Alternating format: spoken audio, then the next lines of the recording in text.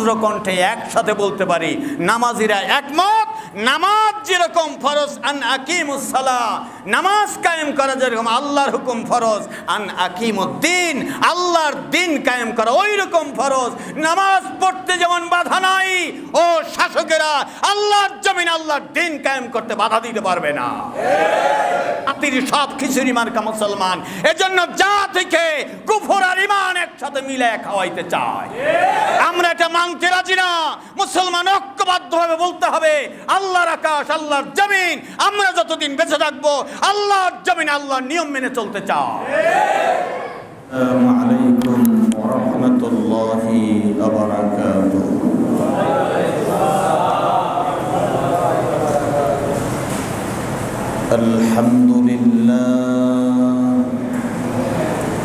আলহামদুলিল্লাহ নাহমাদুহু ওয়া নাস্তাঈনুহু ওয়া নাস্তাগফিরুহু ওয়া নাউযু বিল্লাহি মিন ওয়া মাওলানা মুহাম্মাদান আবদুহু ওয়া রাসূলুহু। فقال تعالى في كلامه المجيد وفرقانه الحميد: أعوذ بالله من الشيطان الرجيم. بسم الله الرحمن الرحيم. يسألونك عن الأهلة قل هي مواقيت للناس والحج وليس البر بأن تأتوا البيوت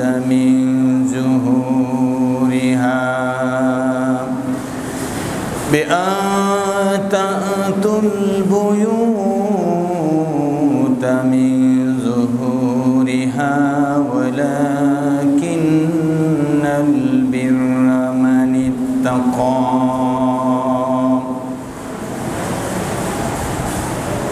وأتوا البيوت من أبوابها واتقوا الله لعلكم تفلحون.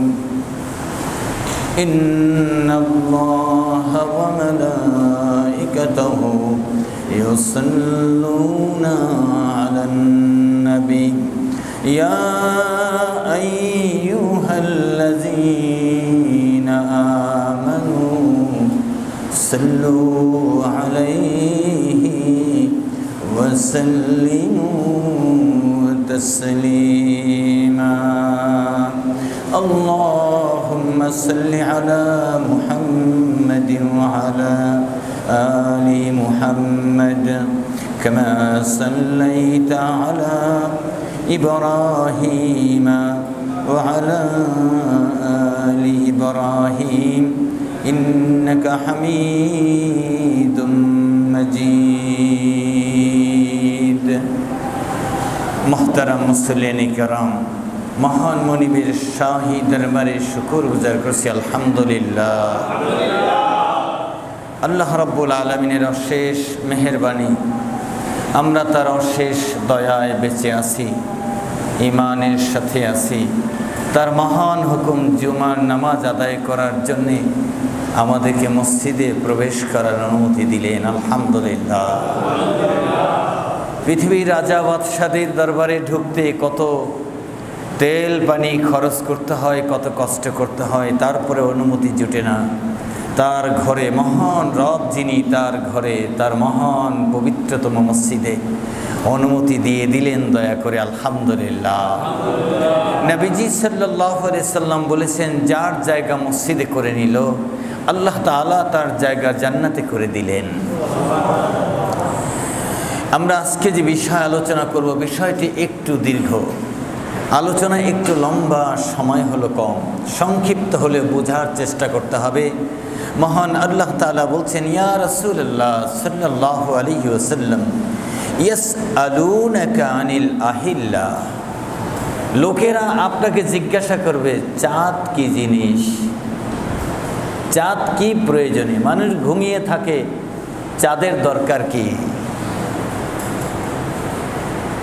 চাঁদের প্রয়োজনটা কেন, চাঁদ কি, আর চাঁদের কমতি বাড়তি কারণ কি, এর কি কারণ, কেনই বা এরকম হয়, কমে আর বাড়ে কারণ কি, এটা কি জিনিস। আল্লাহ তাআলা বললেন, ইয়া রাসূলুল্লাহ সাল্লাল্লাহু আলাইহি ওয়াসাল্লাম, কুল, আপনি বলে দিন চাঁদকে, হিয়া মাওয়াকিতু লিন-নাস ওয়াল হজ্জ, এটা আমি পৃথিবীর শুরু থেকে হজের হিসাব রাখার জন্য তৈরি করেছি আর মানুষের জন্য ক্যালেন্ডার ঝুলিয়ে দিয়েছি। সুবহানাল্লাহ। ক্যালেন্ডার, দিনপঞ্জিকা, ক্যালেন্ডার, দিনপঞ্জি, এটা ক্যালেন্ডার, পঞ্জিকা। এটা দেখে মানুষ চাঁদ উদিত হলে 1 তারিখ ধরবে, চাঁদ পূর্ণ হলে 15 তারিখ ধরবে, আবার চাঁদ না দেখা গেলে 30 তারিখ ধরবে। সুবহানাল্লাহ। এইরকমও ঘড়ি আছে, 12টার জায়গায় একটা দাগ আছে, 6টার জায়গায় একটা দাগ আছে, 3টার জায়গায় একটা দাগ আছে, 9টায় একটা দাগ আছে, আর কোনো দাগ নেই। তো যিনি ব্যবহার করেন দেখে দেখে বুঝতে পারেন এখন 2টা বাজে, এখন 1টা বাজে, দাগ কিন্তু নেই, দাগ নেই। 12টা থেকে 3টা পর্যন্ত 2টা, 1টা, 5 মিনিট, 10 মিনিট, 15 মিনিট নিজে আন্দাজ করে ধরে নিতে পারেন। মহান আল্লাহ রাব্বুল আলামিন এমন ক্যালেন্ডার ঝুলিয়ে দিলেন যে চাঁদ উদিত হলে পশ্চিম আকাশে 1 তারিখ হবে, চাঁদ যেদিন দেখা না যাবে মাস শেষ হয়ে যাবে। সুবহানাল্লাহ। চাঁদ যেদিন অর্ধেক হবে সেই দিন সপ্তাহ হবে, যেদিন পূর্ণ হবে সেদিন 15 দিন হবে, আবার অর্ধেকে নেমে আসলে সেই দিন 15 আর সপ্তাহ কত, 21 দিন হবে। আল্লাহ তাআলা আমাদেরকে বুঝার তৌফিক দান করেন, আমিন। আল্লাহ রাব্বুল আলামিন বললেন, ইয়াসআলুনাকা আনিল আহিল্লাতি কুল হিয়া মাওয়াকিতু লিন-নাসি ওয়াল হজ্জ। রাব্বুল আলামিন বললেন, লোকেরা আপনাকে জিজ্ঞাসা করবে নবীজি চাঁদ কি জিনিস, আপনি বলে দিবেন এটা মানুষের জন্যে এবং হজের জন্যে দিনপঞ্জিকা বা ক্যালেন্ডার। সুবহানাল্লাহ। হিসাব রাখার জন্যে এটা ব্যবস্থা। ওয়ালাইসাতিল বিররু বিআন তা'তুল বুয়ুতা মিন যুহুরিহা ওয়ালাকিন্নাল বিররা মান ইত্তাকা। রব্বুল আলামিন বলছেন, এই দিনগুলোর মধ্যে চন্দ্র মাসের কোনো দিন কোনো রাত দরজা দিয়ে ঢোকা যায় না, দরজা দিয়ে ঢোকা যায়, পিছন দিয়ে ঢুকতে হয়, সামনে দিয়ে ঢুকতে হয়, এইরকম কোনো ধরাবাঁধা নিয়ম নেই, কোনো মাস, কোনো দিন, কোনো সময় যে সামনের দরজা দিয়ে ঢুকতে হবে, পিছনের দরজা দিয়ে ঢুকতে হবে, এটা বরকত বেশি, এটা বরকত কম, এইরকম কোনো ধরাবাঁধা নিয়ম নেই। হজের এহরাম বেঁধে মানুষ এইরকম কুসংস্কার চালু ছিল। হজের এহরাম বেঁধে মানুষ যতক্ষণ থাকতো ততক্ষণ ঘরের মধ্যে প্রবেশ করতে পারতো না। যদি প্রবেশ করা খুব জরুরি হতো তাহলে তারা পিছনের দরজা দিয়ে প্রবেশ করতো, সামনে দিয়ে নয়। এটা আল্লাহ তাআলা বলছেন যে না, এটা কিয়ামত পর্যন্ত এটাকে উঠিয়ে দিতে হবে, এটা বরকতের কাজ নয়। ওয়ালাইসাতিল বিররু, এতে কোনো সওয়াব নেই। ফাইন তা'তুল বুয়ুতা, তোমাদের ঘরের মধ্যে প্রবেশ করবে মিন জুহুরিহা, তার পিছনের দরজা দিয়ে না, এতে কোনো সওয়াবের কাজ নেই। বরং ওয়ালাকিন্নাল বিররা মান ইত্তাকা, সওয়াবের কাজ হলো আল্লাহ ভীতি, সওয়াবের কাজ হলো পরহেজগারি, সওয়াবের কাজ হলো তাকওয়া, সওয়াবের কাজ হলো পরহেজগারি। পরহেজগারি অর্জন করতে হবে, এটা হলো সওয়াবের কাজ, এটা হলো সওয়াবের কাজ। বুজুর্গের জন্য আপনি সিরাফারা কাপড় চোপড় পরলেন, সালা পরলেন, শর্ট পরলেন, লাল শালু পরলেন, দীর্ঘদিন দাঁত ব্রাশ করলেন না, চুল কাটলেন না, জট পরায় ফেললেন, নোংরা হয়ে গেলেন, আপনাকে লোকেরা বলল যে বাস এইরকম বুজুর্গ আর কোনোদিন দেখি নাই। থাকলেও থাকতে পারে, তার ভিতরে অনেক বুজুর্গি তাকওয়া পরহেজগারি থাকতেও পারে, কার ভিতরে কি আছে বলা যায় না। আল্লাহ তাআলা বলছেন না, এর ভিতরে বুজুর্গি নেই। বুজুর্গি হলো আল্লাহকে যেই ব্যক্তি ভয় করে। নবীজি সাল্লাল্লাহু আলাইহি ওয়াসাল্লাম বলছেন না, লা রুহবানিয়াতা ফিল ইসলাম, ইসলামে সন্ন্যাসী নেই, ইসলামে পাগল নেই, ইসলামে ধোঁকাবাজি নেই, ইসলামে ছলচাতুরি নেই, ইসলামে বৈরাগী নেই, ইসলামে পাগলামি নেই। রব্বুল আলামিন বলছেন আমার সুন্নাতের আমল করবে, এটাই ইসলাম। আমার ইসলামে আমার সুন্নাতের আমল করবে, এটাই ইসলাম। আল্লাহ রসুল বলেছেন আমার সুন্নাতের আমল করবে। আর আমরা দেখেছি নবীজির সুন্নাত হলো পরিপাটি পরিচ্ছন্ন জীবন। সুবহানাল্লাহ। পরিপাটি এবং পরিচ্ছন্ন জীবন হলো আল্লাহ রসুল সাল্লাল্লাহু আলাইহি সাল্লামের। আল্লাহ রাব্বুল আলামিন বলেছেন এইরকম পরিপাটি আর এইরকম পরিচ্ছন্ন জীবন আর কারো হয় নাই, আর কারো হবে না। ইন্নাকা লাআলা খুলুকিন আযীম। এইরকম পরিপাটি জীবনের জন্য আল্লাহ রাব্বুল আলামিন বলছেন আপনার চরিত্র, মাধুর্য, গুণ, গরিমা, আদব, আমল, আখলাক, আপনার পরিচ্ছন্ন জীবন অতুলনীয়।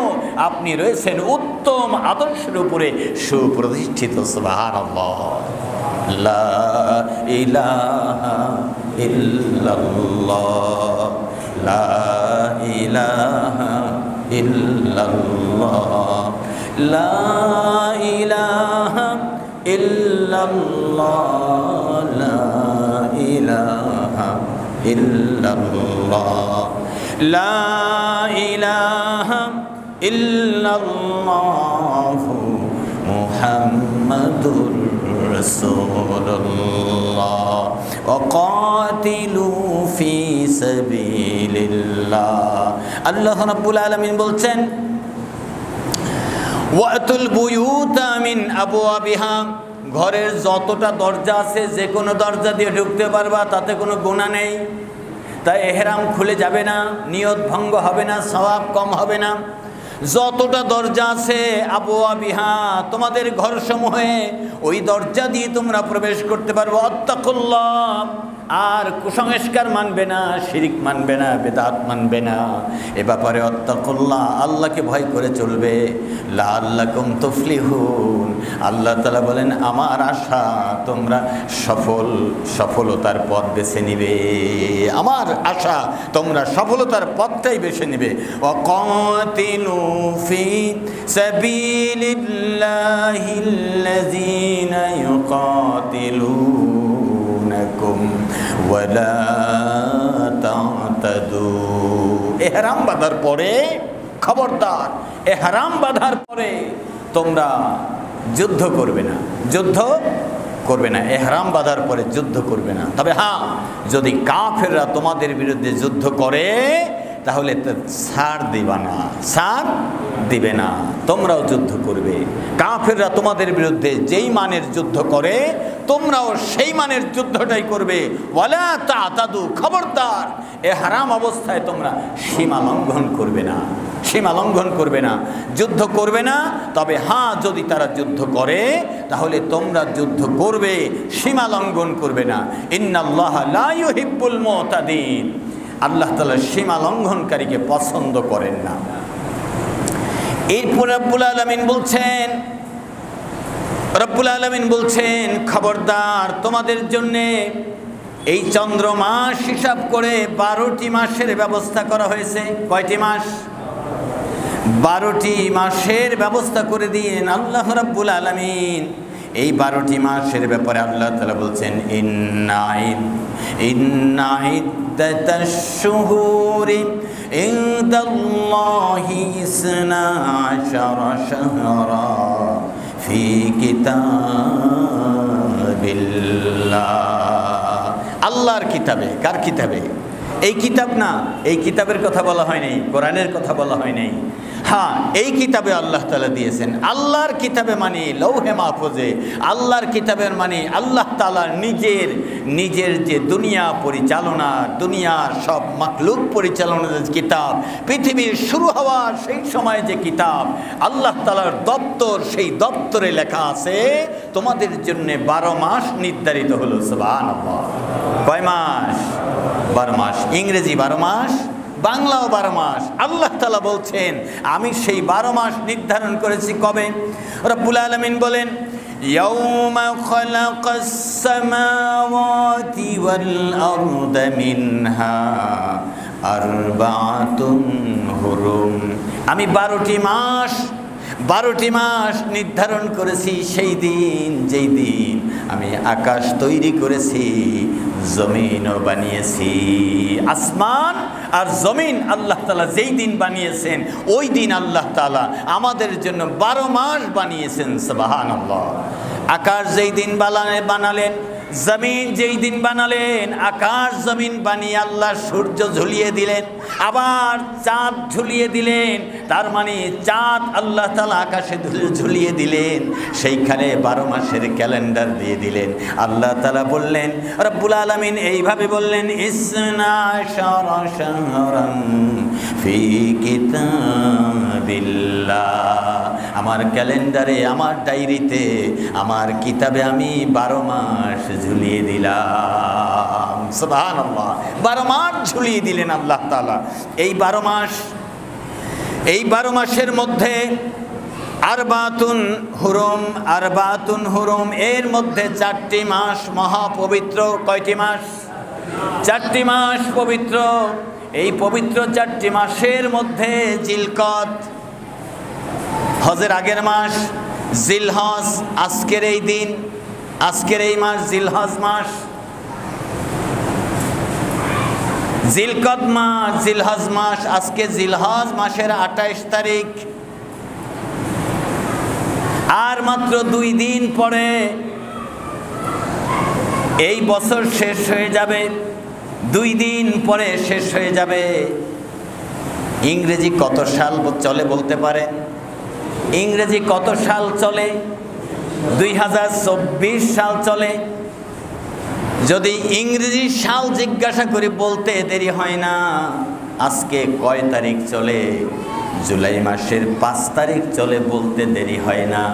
কিন্তু আফসোসের বিষয় হলো আরবি কোন সাল চলে, যা আল্লাহ তাআলা পৃথিবীর শুরুতে আকাশ জমিন বানিয়েছেন, পৃথিবী বানান নাই। সেই সময় চন্দ্র মাস ক্যালেন্ডার করে 12 মাস ঘোষণা করে দিয়েছিলেন। জানা নাই মুসলমান? জানা নাই? অনেকেরই জানা নাই। আরবি সাল চলে এখন 1445। 1400 কত? 1445 সাল চলে আরবি সাল। 1445 গণা শুরু হলো কোন দিন থেকে তা বলবো। 1445 সাল চলে। এই সাল, এই বছর শেষ হয়ে যাবে। মাত্র 2 দিন পরে দ্বিতীয় দিন শুরু হবে। আল্লাহ রাব্বুল আলামিনের সেই চন্দ্র মাস, চন্দ্র বছর, হিজরি সন শুরু হবে, হিজরি নববর্ষ শুরু হবে। মুসলমানদের প্রথম বছর শুরু হবে, মুসলমানদের নববর্ষ শুরু হবে। নববর্ষ কাদের? মুসলমানদের নববর্ষ শুরু হবে হিজরি নববর্ষ। এই হিজরি নববর্ষ শুরু হবে পহেলা মুহররম দিয়ে। আল্লাহু আকবার। মুহররমের 1 তারিখ নববর্ষের প্রথম দিন। রাসূল করিম সাল্লাল্লাহু আলাইহি ওয়াসাল্লাম বলেন, মুহররমের প্রথম দিন এই দুনিয়ার ইতিহাসে যুগান্তকারী ঘটনা ঘটেছিল। সুবহানাল্লাহ। বিশ্বনবী সাল্লাল্লাহু আলাইহি ওয়াসাল্লাম মক্কাতুল মুকাররমায় জন্মগ্রহণ করেন, দাওয়াতি কাজ শুরু করেন 40 বছর বয়সে। দাওয়াত দিতে দিতে মক্কার কাফের মুশরিকদের কাছে শত্রু হয়ে যান।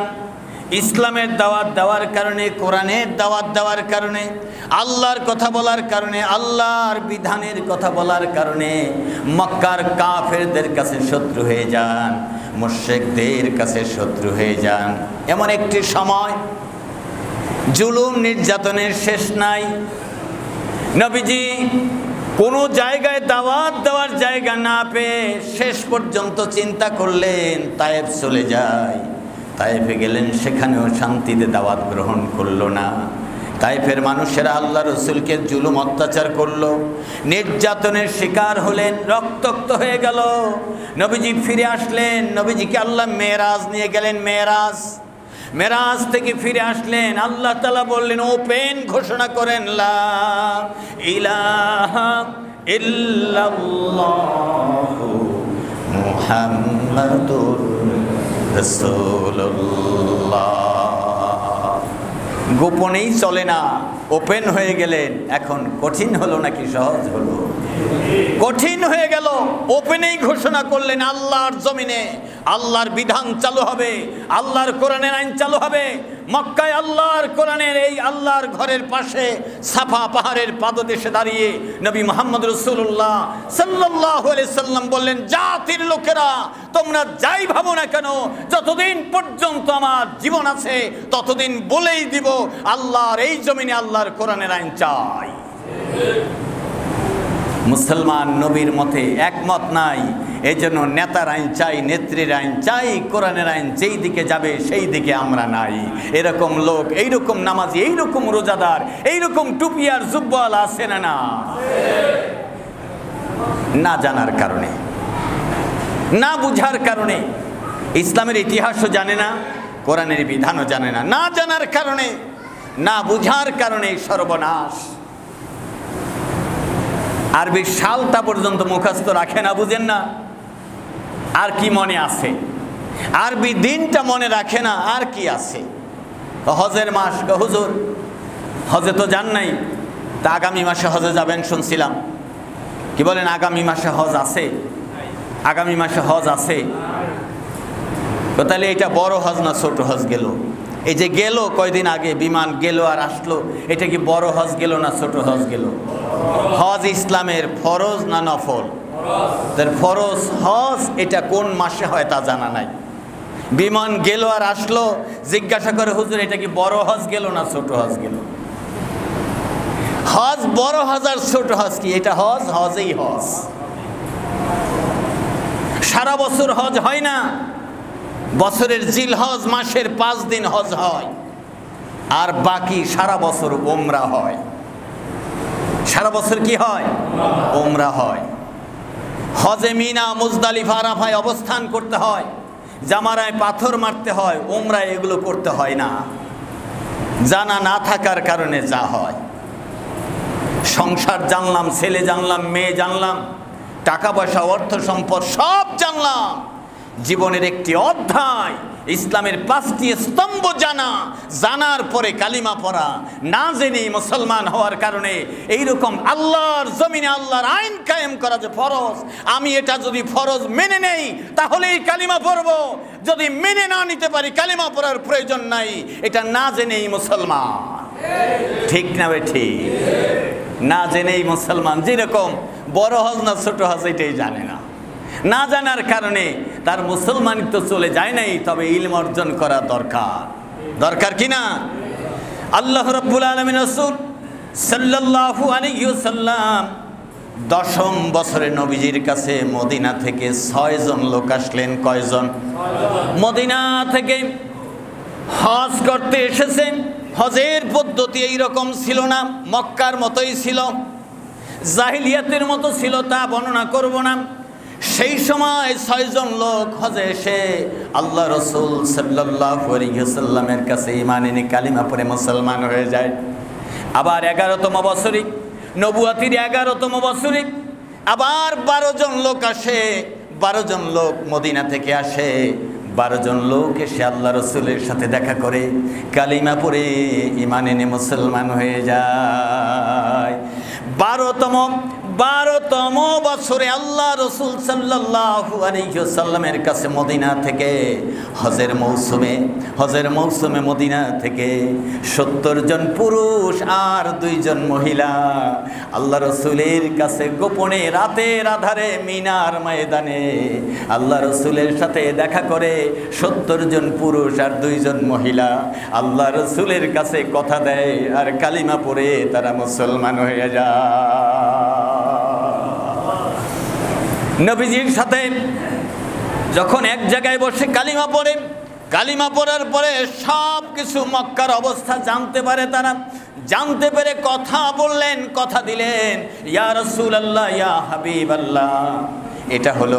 এটা হলো জিলহজ মাসের শুরুতে আল্লাহ রসুল গো, ইয়া রাসূলুল্লাহ, ইয়া হাবিবাল্লাহ, আপনি আপনার সাহাবীদেরকে নিয়ে মদিনায় চলে আসেন। যারা হিজরত করবে মুহাজির, তাদের জানমালের নিরাপত্তার ব্যবস্থা আমরা করব, আমাদের জানমাল দিয়ে তাদের সহযোগিতা করব। আপনি চলে আসেন, আপনাকে সাদরে গ্রহণ করব, আপনার মউত পর্যন্ত আপনাকে নিরাপত্তার ব্যবস্থা মদিনাবাসী করবে। সুবহানাল্লাহ। আল্লাহ রাসূল সাল্লাল্লাহু আলাইহি ওয়াসাল্লাম সেই কথায় একমত হলেন। যেই চুক্তি হলো, যেই কথা হলো, যেই বায়াত হলো, যেই বয়ান হলো, এটার নাম বায়াতে আকাবা। এই আকাবার বায়াতের পরে আল্লাহ রসুল নির্দেশ দিলেন, সাহাবীরা 1 জন 2 জন করে দলে দলে যে যেইভাবে পারো তোমরা মদিনায় পাড়ি জমাও। সুবহানাল্লাহ। তোমরা মদিনায় হিজরত শুরু করে দাও। মদিনায় হিজরত শুরু করে দিলেন আল্লাহ রসুল সাল্লাল্লাহু আলাইহি সাল্লাম। হযরত আবু বকর সিদ্দিক রাদিয়াল্লাহু তাআলা আনহুকে ডেকে বললেন, ইয়া আবু বকর, আপনাকে আমার সাথে মক্কা থেকে আল্লাহর নির্দেশ আসলে মক্কার জমিন ত্যাগ করা লাগতে পারে। নবীজি সাল্লাল্লাহু আলাইহি সাল্লাম কি হযরত আবু বকর সিদ্দিক রাদিয়াল্লাহু তাআলা আনহু বললেন, ইয়া রাসূলুল্লাহ, ইয়া হাবিবাল্লাহ, আমি কি আপনার সঙ্গী হব? আল্লাহ রসুল হযরত আবু বকরের দিকে তাকায় থাকলেন, বললেন, আবু বকর, তুমি আমার বাল্য সাথী, তুমি আমার মক্কার সাথী, তুমি আমার দুনিয়ার সাথী, তুমি আমার জীবন সাথী। আল্লাহু আকবার। তুমি আমার জীবন সাথী আবু বকর। হে আবু বকর, শোনো, হে তুমি আমার কবরের সাথী। আজও যারা মদিনায় যাবেন, নবীজির কবরের পাশে স্বর্ণাক্ষরে যার নাম লেখা আছে তিনি আবু বকর সিদ্দিক রাদিয়াল্লাহু তাআলা আনহু। তুমি আমার কবরের সাথী, তুমি আমার হাসরের সাথী আবু বকর, তুমি আমার হাসরের সাথী, তুমি আমার জান্নাতের সাথী, তুমি আমার দুনিয়ায় হিজরতের সাথী।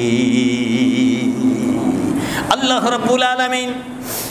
রাব্বুল আলামিন বললেন, আরদুল্লাহি ওয়াসিয়াতুন ইন্নামা ইউওয়াফাস সাবিরুনা আজরুহুম বিগাইরি হিসাব।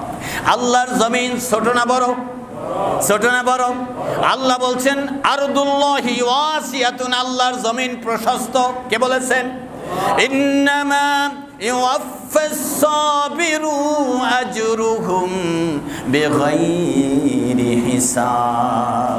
দিনের উপরে অটল থেকে অনড় থেকে যারা হিজরত করবে, আল্লাহ তাআলা তাদেরকে এই ধৈর্যশীল মুহাজিরদেরকে আল্লাহ বেগাইরি হিসাব নেয়ামত দান করবে। যাদের অস্তিত্ব নাই তাদের রাষ্ট্র দিলেন, যাদের অস্তিত্ব নাই তাদের ঘর বাড়ি দিলেন, যাদের অস্তিত্ব নাই তাদের ক্ষমতা দিলেন, যাদের অস্তিত্ব নাই, ক্ষমতা বল নাই, টিকে থাকার অবস্থান নাই, মাতৃভূমিতে টিকতে পারে না, আল্লাহ রাব্বুল আলামিন বলেন তাদেরকে মদিনার মতো রাষ্ট্রে প্রতিষ্ঠিত করলাম, তারপরে তাদের সারা বিশ্বময় ক্ষমতা দিয়ে দিলাম। নেয়ামত, ভোগ, আরাম এর শেষ নাই। আল্লাহ তাআলা বলেন আমি ধৈর্যশীল মুমিনদেরকে এইরকমই প্রতিদান দিয়ে থাকি। সুবহানাল্লাহ। এরপরে আল্লাহ রাব্বুল আলামিন বলেন, ইয়া ইবাদিয়াল্লাযীনা আমানু ইন্না আরদি ওয়াসিয়াতুন ফাইয়ায়া ফা'বুদুন। আল্লাহর জমিন প্রশস্ত। এটা আল্লাহ তাআলা সূরা জুমারের 10 নম্বর আয়াতে বলেছেন। এরপরে আল্লাহ তাআলা সূরা আনকাবুতের 56 নম্বর আয়াতে বলেন, হে আমার মুমিন বান্দারা, আলহামদুলিল্লাহ আলহামদুলিল্লাহ, হে আমার মুমিন বান্দারা, ইন্না আরদি ওয়াসিয়াতুন, আমার জমিনটা অনেক বড়। আল্লাহু আকবার, আমার জমিনটা অনেক বড়। ফাইয়া ফাবুদুন, যে কোনো মূল্যে নড়াচড়া করে হলেও, হিজরত করে হলেও আমি আল্লাহর ইবাদত করো। এক জায়গায় বসে থেকে কোনো দোহাই দিয়ে ইবাদত ছাড়া যাবে না, যাবে যাবে না। এই দেশে ইসলামী আন্দোলনের সাথে থাকা যায় না, এই সমাজে আল্লাহর কথা বলা যায় না, সেই সমাজে আল্লাহর পক্ষে স্লোগান দেওয়া যায় না। যেই সমাজে যায়, যেই সমাজে বলা যায়, যেই সমাজে করা যায়, যেই সমাজে আল্লাহর ইবাদত করা যায়, যেই সমাজে আল্লাহর কথা উন্মুক্ত করা যায়, বলা যায়, ওই সমাজে চলে যেতে হয়। রব্বুল আলামিন আরো স্পষ্ট করে বলেছেন সূরা তাহা, আরো স্পষ্ট করে বলেছেন সূরা আন-নিসা 57 নম্বর আয়াত, ওয়াল্লাযীনা ইয়াতাওয়াফাহুমুল মালাইকাতু যালিমি আনফুসিহিম, যারা তাদের আত্মার উপরে জুলুম করেছে। তার মানে যেতে পারে, যায় নাই, পারে কথা বলে নাই, জানে কথা জানায় নাই, বুঝে কথা বুঝায় নাই, ঈমান আছে মানুষকে দাওয়াত দেয় নাই, পথ সোজা ও সরল আছে মানুষকে বাঁকা করে তুলে ধরেছে। ইসলাম সত্যের বিধান তা মানুষকে বুঝতে দেয় নাই, তা মানুষকে জানতে দেয় নাই। আল্লাহ তাআলা বলেন, এই সব জালিমের কাছে, এই সব জালিমের বাড়িতে যখন মৌতের ফেরেশতা আসবে, নাকি আসবে না? আসবে নাকি আসবে না? নেতার বাড়িতে আসবে না? বামের বাড়িতে আসবে না? রামের বাড়িতে আসবে না? সবার বাড়িতে আসবে। ধর্ম বর্ণ নির্বিশেষে মৌত আসবে না এমন কোন ব্যক্তি নাই। সুবহানাল্লাহ। আল্লাহ রাব্বুল আলামিন বলেন, ক্বালু ফীমা কুনতুম, ফেরেশতারা বলবে, তুমি কি অবস্থায় ছিলা? তোমার আমলনামার অবস্থা তো ভালো না, তোমার সাথে কর্মী নাই, তোমার সাথে ডাক্তার কাজ করবে না, তোমার কাছে ইঞ্জিনিয়ার কোনো উপকারে আসবে না, অর্থ সম্পদ কোনো উপকারে আসবে না। তোমার আমলনামা দেখেই হিসাব হবে, তোমার আমলনামার অবস্থা তো বেশি ভালো না, ভালো ভালো না। 9 লক্ষ টাকার ছাগল, বিশাল সম্পত্তির মালিক, মৌত আসলে এগুলো কাজে লাগবে? লাগবে। অঢেল জায়গা পয়সা, অনেক জায়গা জমি, অনেক টাকা পয়সা, বিশাল ক্ষমতার মালিক, বিশাল প্রশাসনের মালিক, বিশাল বন্দুক বাহিনীর তার সমর্থনে আছে, কিন্তু এগুলো ক্ষমতা কাজে লাগবে?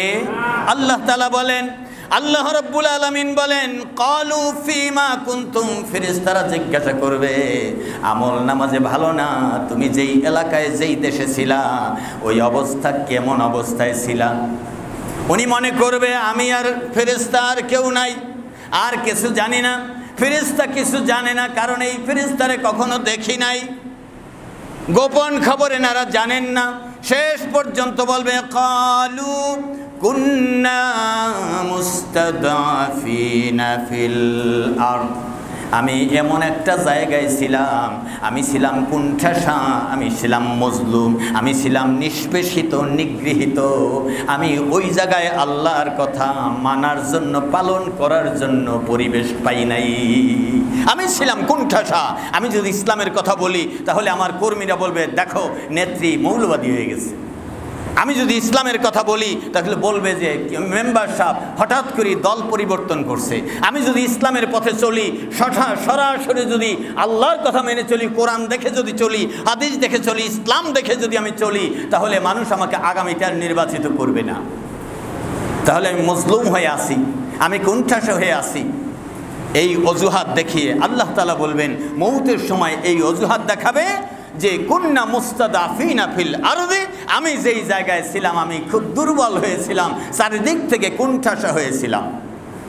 ফেরেশতারা বলবে, ক্বালু আলাম তাকুন আরদুল্লাহি ওয়াসিয়া, ফেরেশতারা বলবে, রব্বুল আলামিন এই লোক নাকি পরিবেশ পায় নাই ইসলাম মানার জন্যে, জামগড়া ইসলামের কথা বলার পরিবেশ ছিল না। ঢাকায় ইসলামের কথা বলার পরিবেশ ছিল না, বাংলাদেশ এমন একটি দেশ ইসলামের কথা বলা যায় না, এইরকম পরিবেশে নাকি সে ছিল। আল্লাহ রাব্বুল আলামিন তারপরে বলবেন, তুমি তাদেরকে বলে দাও, মুমূর্ষকে বলে দাও, আলাম তাকুন আরদুল্লাহি ওয়াসিয়া, আল্লাহর জমিন তো প্রশস্ত ছিল, আল্লাহর জমিন কি প্রশস্ত ছিল না? ফাতুহাজিরু ফিহা, কেন তুমি হিজরত করে গেলে না যেই জায়গায় সুন্দর পরিবেশ? কেন হিজরত করলে না যেই জায়গায় মনোরম পরিবেশ, যেই জায়গায় তোমার পছন্দের পরিবেশ, যেই জায়গায় গেলে কথা বলা যায়, যেই জায়গায় গেলে তোমার পরিবেশ মতো সুন্দরভাবে উপস্থাপন করতে পারো, তুমি কেন সেই জায়গায় গেলে না? সর্বনাশ। এই মৌতের সময় আল্লাহ তাআলা তাকে বলবেন, মা ক্বালু আলাম তাকুন আরদুল্লাহি ওয়াসিয়াতান ফাতাহাজিরু ফিহা ফাউলাইকা মাওয়াহুম জাহান্নাম।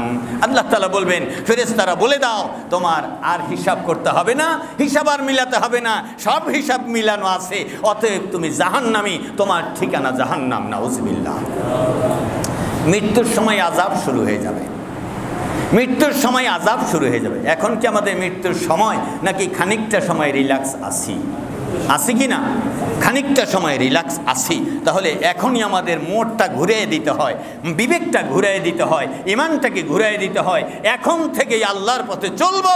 আল্লাহ তাআলা আমি যেই ভূখণ্ডে, যেই বাড়িতে, যেই এলাকায়, যেই পরিবেশে আসি, এই পরিবেশটা আমার জন্য আরো সুন্দর করে দেন। আল্লাহ আমার দিলটা ইসলামের জন্য খোলাসা করে দেন, উদার করে দেন। আমিন। আপনি তো ইসলামের কথা বলতেই চান না, মানতেই চান না।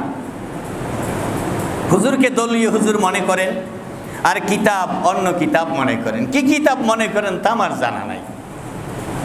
না বুঝলে তো জিজ্ঞাসা করবেন, না বুঝলে তো জিজ্ঞাসা করবেন, হুজুর আমার কি করতে হবে, কি করণীয়, আমার কি বরণীয়, কি বর্জনীয়, কি করণীয়, কি বর্জনীয়, তা তো জিজ্ঞাসা তো করবেন। নিজে বুঝতে হবে, না বুঝলে জিজ্ঞাসা করতে হবে, তারপরেও আল্লাহর পথে চলতে হবে। এমন একদিন জিজ্ঞাসা করে চলতে চাইবেন, সেই দিন আর সুযোগ পাওয়া যাবে, সেই দিন আর সুযোগ পাওয়া যাবে না। আল্লাহ তাআলা বলেন,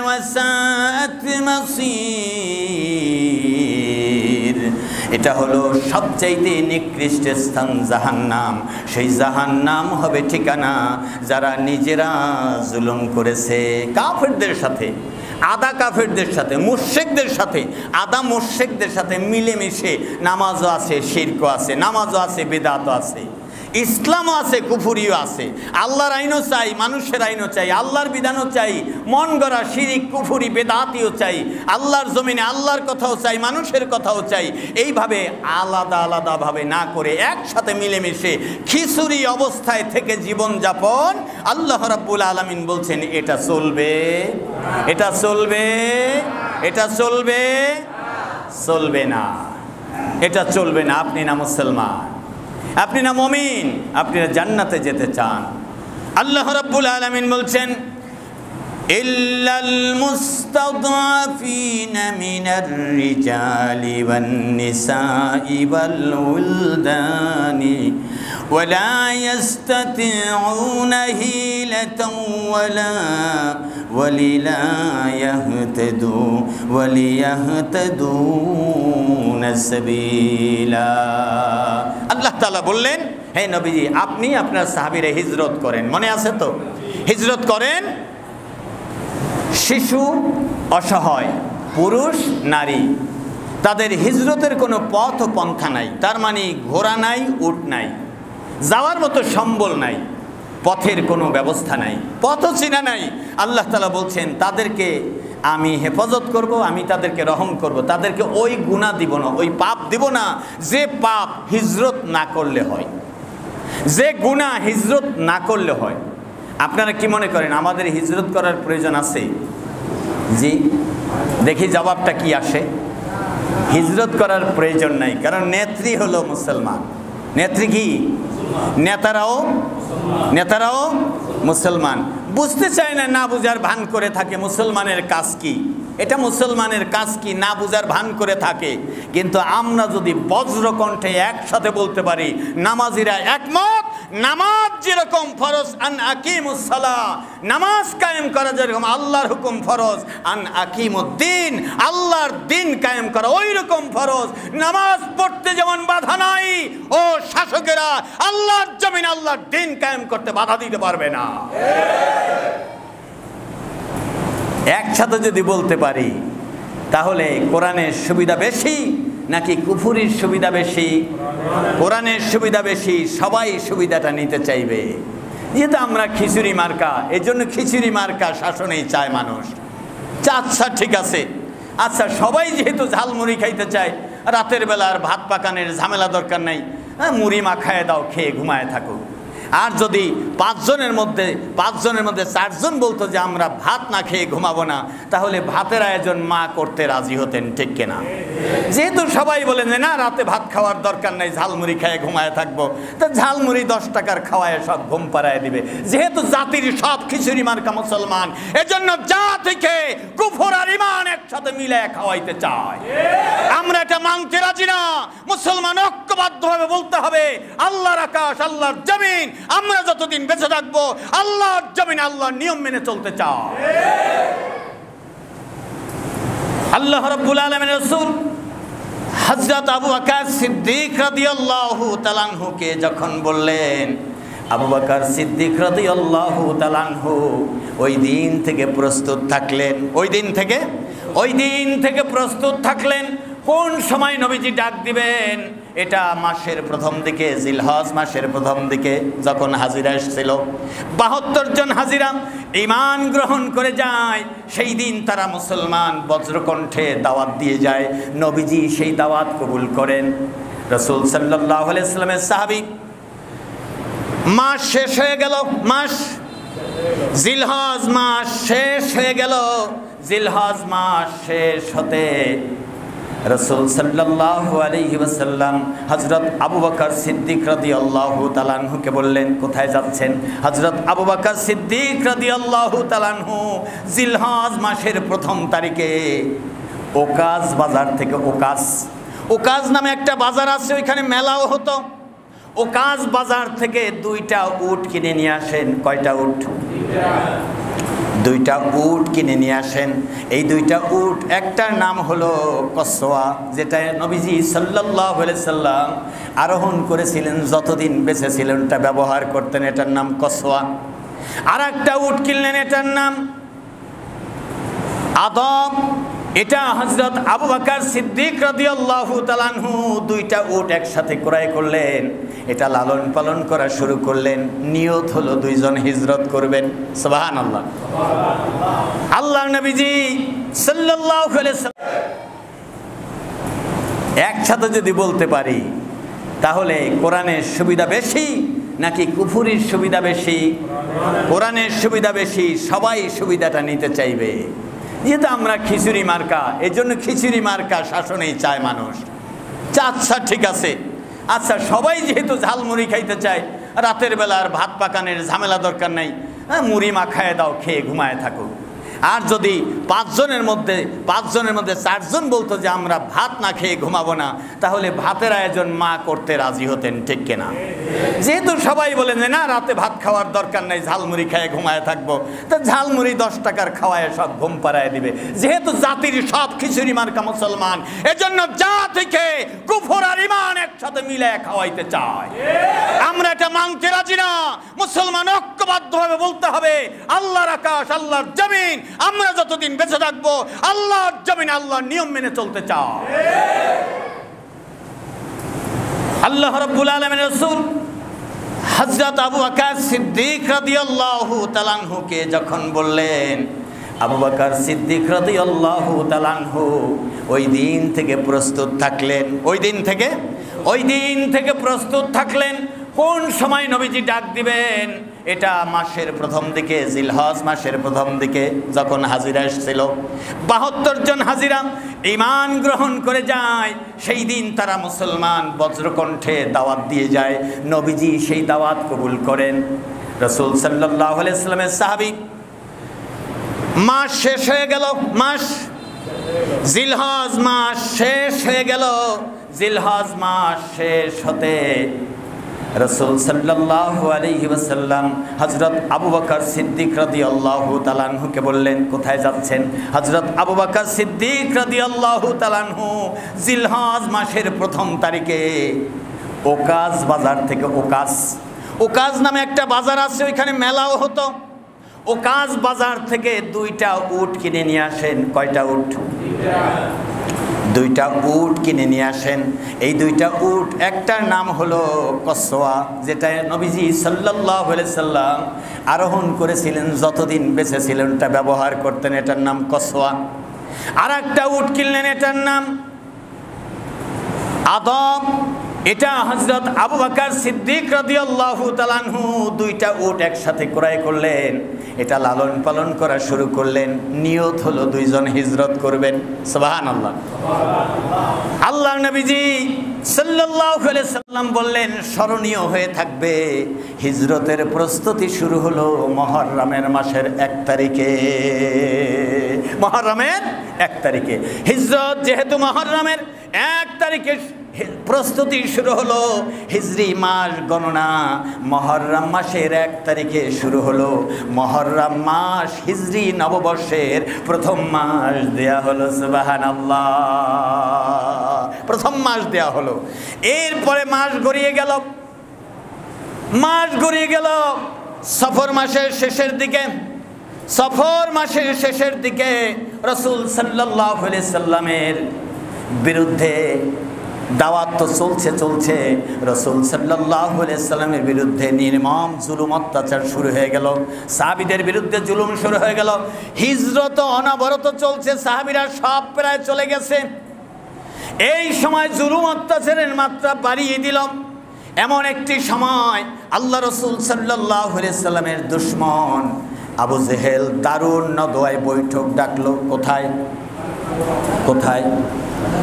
দারুন নদওয়া, মক্কার কাফেরদের বৈঠকখানা। দারুন নদওয়ায় বৈঠক ডাকলো। সেই বৈঠকখানায় সিদ্ধান্ত হলো দারুন নদওয়ার বৈঠকের আলোচনা চলাকালীন সময়ে শেখ নজদি, তার মানে শায়েক আর নজদি, নজদের বাসিন্দা, এইরকম একজন শায়েক বুজুর্গ ভেসে সেই মজলিসে হাজির। এসে বলছে, তোমরা কি পরামর্শ করেছো? সেই পরামর্শের সিদ্ধান্ত হলো আল্লাহ রাসূল সাল্লাল্লাহু আলাইহি ওয়াসাল্লামকে বেঁধে রাখো, তাকে দাওয়াতি কাজ করতে দিবা না, তার মানে কারারুদ্ধ করে রাখো। ওয়াজ বন্ধ, নসিহত বন্ধ। যদি জেলখানায় থাকে ওয়াজ আর বাইরে করা যাবে না, ঠিক কিনা? জেলখানায় আটকিয়ে রাখো। সিদ্ধান্ত হলো দারুন নদওয়ায় মক্কার কাফেরদের সেই সালা পরামর্শ ঘর, বৈঠকখানা, সেখান থেকে সিদ্ধান্ত হলো দারুন নদওয়ায় সিদ্ধান্ত হলো তাকে বেঁধে রাখো, তার মানে আটকায় রাখো, কারারুদ্ধ করে রাখো যতদিন পর্যন্ত বেঁচে থাকে। তাকে বের করবে তখন যখন সে নাকে খত দিয়ে বলবে, আমি আলাদা কোনো বিধানের কথা বলবো না, তোমাদের নিয়ম নীতি মেনে চলবো, মক্কার নিয়ম মেনে চলবো, আল্লাহর কোরআনের দাওয়াত দিব। নবীজি মানবে? আপনারা মানবেন? মানছেন তো মানছেন না বলেন কি করে? সেই স্লোগানে আপনি দেখা যায়, সেই মিছিলে দেখা যায়, যেই মিছিলে কোরআন নাই, হাদিস নাই, যেই মিলে আল্লাহর নিয়ম নীতি নাই, আবার মসজিদেও স্লোগানে হাত উঠাতে দেখা যায়। আপনার অন্তর তো একটা, দুইজনকে কিভাবে দিলেন? এজন্য ঠিক করতে হবে। কি করতে হবে? লা ইলাহা ইল্লাল্লাহু মুহাম্মাদুর, যতক্ষণ পর্যন্ত বেঁচে থাকবো এই ওয়াদা ভঙ্গ করব না ইনশাআল্লাহ। লা ইলাহা ইল্লাল্লাহ, লা ইলাহা ইল্লাল্লাহ, লা ইলাহা ইল্লাল্লাহু মুহাম্মাদুর রাসূলুল্লাহ। আল্লাহ রাব্বুল আলামিন সেই সময়ে সেই সময়ে হিজরতের সেই মুহূর্তে রাসূল সাল্লাল্লাহু আলাইহি সাল্লামকে নির্দেশ দিলেন, প্রস্তুতি নিন, আল্লাহ রাসূল হিজরত করবেন। জুলুম অত্যাচারের শেষ নাই, চারিদিক থেকে চাপিয়ে দিল। কাফেরদের এই চাপানো আর দারুণোদয়ের সিদ্ধান্ত হলো যে, এক নাম্বার সিদ্ধান্ত হলো যে তাকে আটকে রাখা হোক। দ্বিতীয় আর এক গ্রুপ প্রস্তাব দিল, না, তাকে দেশ থেকে বাহির করে দেওয়া হোক, যন্ত্রণা শেষ, আর এই দেশে আসতে দিবা না, যা ঝামেলা বাইরে থাকুক, বিদেশ চলে যাক, বিদেশ চলে যাক, বিদেশের মাটিতে বয়ান করুক, এখানে তো আসবে না, মোবাইল নাই, ভিডিও নেই, অডিও নেই, যা বাইরে যা মনে চাই তাই করো, গিয়া এই দেশে আসতে পারবে না, মক্কা মুক্ত হয়ে যাবে। কয় নাম্বার প্রস্তাব? কয় নাম্বার? 3 নাম্বার প্রস্তাব হলো, না, যেইখানে যাবে সেইখানেই আগুন জ্বালাবে, যেইখানে যাবে সেইখানেই দ্বীনের দাওয়াত দিবে। অতএব বাক রুদ্ধ করে রাখা যায় না, জবান বন্ধ করে রাখা যায় না, তাকে দুনিয়া থেকে চিরতরে বিদায় করে দাও। কি বলবেন? কি বলবেন? নাউজুবিল্লাহ, চিরতরে বিদায় করে দাও। আপনার নবী, বিশ্ব নবী, দু জাহানের নবী সাল্লাল্লাহু আলাইহি সাল্লামকে চিরতরে বিদায় করে দেওয়ার জন্য এই সালা পরামর্শ হলো। নজদের সেই শায়েখ, সেই বুজুর্গে সে পরামর্শে শরীক হলো। সে বলল, কে কি কথা বলেছে বলো? বলল, আমি এসেছি, আমি অনেক বয়স্ক, আমি অনেক জানি, আমার অনেক বুদ্ধি। তোমরা যে যাই বলেছো, আবু জেহেল সিদ্ধান্ত নিয়েছে এই হুজুরকে মৃত্যুদণ্ড দিয়ে দাও, এটাই হলো উত্তম। হুজুরকে মৃত্যুদণ্ড দিয়ে দাও, এটাই হলো উত্তম পন্থা যদি শান্তি চাও, না তো কিছুদিন পর পরেই ডিস্টার্ব করবে। অতএব মৃত্যু দিলে আর কোনো ডিস্টার্ব নাই, ঝামেলা নাই। এটা আবু জেহেলের প্রস্তাব ছিল। শায়েখ নজদি, তার নজদের বাসিন্দা, এই শায়েখ পরামর্শ দিয়া তারপরে বৈঠক শেষ হলো। শায়েখকে পিছন থেকে জামা টেনে ধরা হলো, শায়েখ আপনার পরিচয় তো দিলেন না। বলে, তোমাদের সিদ্ধান্ত ঠিক আছে তো? বলে, হ্যাঁ ঠিক আছে। আমি সেই মিস্টার ইবলিস। আসলে আমি যদি শয়তান এটা বলি অনেকেই দ্বিমত করবা, এই জন্য আমি শায়েখ পরিচয় দিলাম, বুজুর্গ পরিচয় দিলাম। এই বুজুর্গ পরিচয় দিয়ে আমি তোমাদেরকে পরামর্শে শরিক হইলাম। তোমরা যেহেতু সিদ্ধান্ত অটল, আমি এখন আমার পরিচয় দিয়ে গেলাম, আমি সেই মিস্টার ইবলিস। আমি আসছি তোমাদেরকে বুঝার জন্য আর বুঝাবার জন্য। তোমরা যেহেতু আমার বুঝে একমত যে হুজুরকে কবর দিতে পারলেই দুনিয়ায় শান্তি, দুনিয়া থেকে ঝামেলা মুক্ত হয়, এর জন্য হুজুরকে কবর দিয়ে দিলাম। নাউজুবিল্লাহ। নবীজি সাল্লাল্লাহু আলাইহি ওয়াসাল্লামের বিরুদ্ধে এই বৈঠক শেষ হয়ে যাওয়ার সাথে সাথে সাথে সাথে বিকেল বেলা জিবরিল আলাইহিস সালাম হাজির নবীজির সামনে। সুবহানাল্লাহ। নবীজির সামনে হাজির হয়ে যায় হযরত জিবরিল আলাইহিস সালাম। জিবরিল আলাইহিস সালাম এসে ঘোষণা দিয়ে দেয়, ইয়া রাসূলুল্লাহ, ইয়া হাবিবাল্লাহ, আল্লাহ নবীজি শুনেন, আল্লাহ রাব্বুল আলামিন, আল্লাহ রাব্বুল আলামিন আপনাকে যেই জমিনে পাঠিয়েছেন এই জমিনের মানুষেরা বিগড়ে গিয়েছে। তারা আপনাকে সিদ্ধান্ত নিয়েছে আপনাকে হয় হত্যা করবে, নয় বহিষ্কার করবে, নয়তো আপনাকে বেঁধে রাখবে। শেষ পর্যন্ত সিদ্ধান্ত হয়েছে আপনাকে হত্যা করে ফেলবে।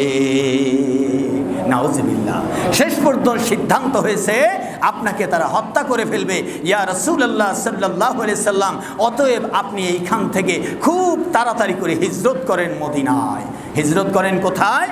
হিজরত করেন মদিনায়। হিজরত মদিনায় করেন। আল্লাহ রাব্বুল আলামিন রাসূল সাল্লাল্লাহু আলাইহি সাল্লাম আলী রাদিয়াল্লাহু তাআলা আনহুকে ডেকে পাঠালেন।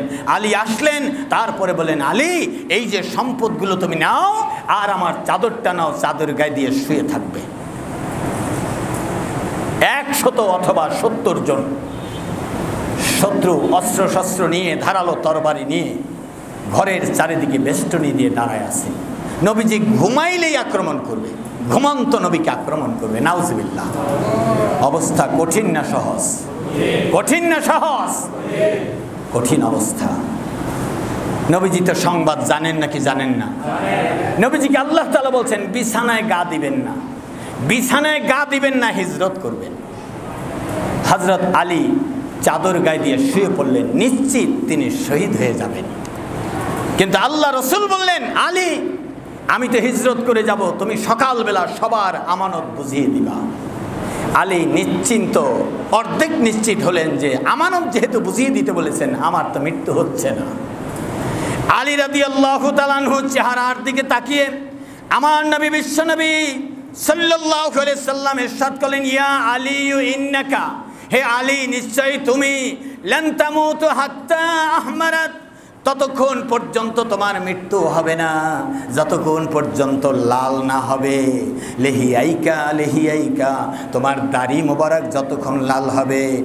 ইয়াদু, তোমার এই সাদা দাড়ি লাল না হবে বিদ্দামে, রক্ত দ্বারা। তোমার সাদা দাড়ি যতক্ষণ পর্যন্ত লাল না হবে রক্ত দ্বারা, তার মানে দাড়ি সাদা হওয়া পর্যন্ত আলী বেঁচে থাকবেন, এই পূর্বাভাস আল্লাহ রসুল দিয়েছেন। সুবহানাল্লাহ। এই ভবিষ্যৎবাণী আল্লাহ তাআলা আলীকে দিয়েছেন। হ্যাঁ আলী, ভয় পেও না, তোমার মৌত হবে না তোমার সাদা দাড়ি রক্ত দ্বারা রঞ্জিত না হওয়া পর্যন্ত। তার মানে শহীদ হবে তুমি, তোমার সাদা দাড়ি রক্তে রঞ্জিত হবে। কুফা নগরীতে আলী রাদিয়াল্লাহু তাআলা আনহুর শাসনামলে 63 বছর বয়সে আলী রাদিয়াল্লাহু তাআলা কুফা নগরীতে কুফা নগরীর মসজিদে যাওয়ার সময়, ফজর নামাজের সময় খারিজি লোকদের হাতে শহীদ হন। সুবহানাল্লাহ, সুবহানাল্লাহ। আমার বন্ধুরা, হযরত আলী রাদিয়াল্লাহু তাআলা আনহু শুয়ে গেলেন। আল্লাহ রসুল ঘর থেকে বের হবেন, চারিদিকে বেষ্টনী। আল্লাহ রাব্বুল আলামিন বললেন, হযরত রসুল সাল্লাল্লাহু আলাইহি সাল্লাম, আপনি এক মুঠো বালি হাতে নেন, মাটি হাতে নিয়ে তারপরে দোয়া পড়েন। কি পড়েন? দোয়া পড়েন, ওয়াজআলনা মিন বাইনি আইদিহিম সাদ্দান ওয়া মিন খালফিহিম সাদ্দান ফাআগশাইনাহুম ফাহুম লা ইউবসিরুন। ইয়া রাসূলুল্লাহ, ইয়া হাবিবাল্লাহ, দোয়া পরে মাটির ভিতরে ফু দিয়ে দেন। আর এই ফু দেওয়ায় বালিগুলো আল্লাহ তাআলার নির্দেশে মেরে দিলেন। প্রত্যেকের মাথায় আর চোখে গিয়ে বালিগুলো পড়লো। চোখ ডলতে ডলতে তারা বসে পড়লো। আল্লাহ রসুল ঘর থেকে বের হয়ে গেলেন। এ হলো সফর মাস, মুহররম মাসের পরে সফর মাস। মুহররম মাস কেন হিজরি প্রথম মাস ধরা হয়? সেই দিন হিজরতের জন্য ঘোড়া কেনা হয়েছে, প্রস্তুতি শুরু করা হয়েছে। মুহররম মাস পবিত্রতম মাস, আল্লাহ তাআলা 4 মাসের মধ্যে প্রথম মাস। আমরা চাচ্ছি হিজরি সাল যেন গণনা শুরু হয়। আমাদের হযরত আবু ওমর রাদিয়াল্লাহু তাআলা আনহুর শাসন আমলে হিজরি সাল গণনা শুরু হয়। সেই হিজরি সাল গণনার 1 বছরের মাথায় আরবের বণিকেরা এই উপসাগরীয় এলাকায়, বঙ্গ এলাকায়, বাংলাদেশ এরিয়ার মধ্যে, ভারত এরিয়ার মধ্যে তারা এসে হিজরি গণনা শুরু করেন এবং কালিমার দাওয়াত শুরু করেন। সুবহানাল্লাহ। 638 খ্রিস্টাব্দে হিজরি গণনা এবং ইসলামের প্রচার প্রসার শুরু হয় বাংলাদেশে।